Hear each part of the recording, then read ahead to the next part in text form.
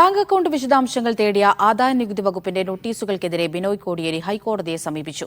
ആദായനികുതി വകുപ്പിന്റെ നടപടി നിയമവിരുദ്ധമാണ് എന്നാണ് ബിനോയിയുടെ വാദം. ഹോംസ് ജനറൽ LLC ലിമിറ്റഡുമായുള്ള സാമ്പത്തിക ഇടപാടുകൾ സംബന്ധിച്ച രേഖകളാണ് ആദായനികുതി വകുപ്പ് തേടിയിരുന്നത്. ഷംന അശോക് വിവരങ്ങൾ നൽകാനായി കൊച്ചിയിൽ നിന്ന് ചേരുന്നു. ഷംന, എന്ത് രേഖകളാണ് ആദായനികുതി വകുപ്പ് ബിനോയ് കോടിയേരിയിൽ നിന്ന് തേടിയിരുന്നത്? എന്താണ് ഇപ്പോൾ ഹൈക്കോടതിയിൽ ബിനോയ് പറയുന്നത്?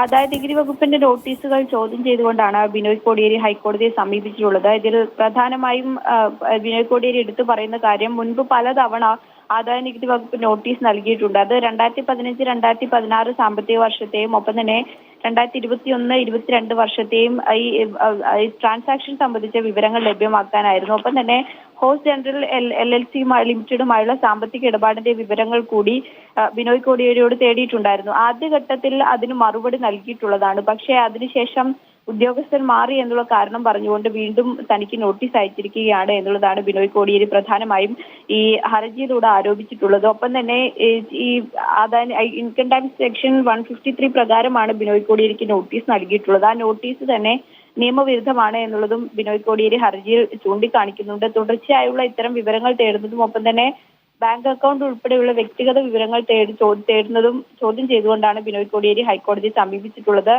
അടുത്ത ദിവസങ്ങളിൽ തന്നെ ബിനോയ് കോടിയേരിയുടെ ഹർജി ഹൈക്കോടതിയുടെ പരിഗണനയിൽ വരും. ശരി ഷംന.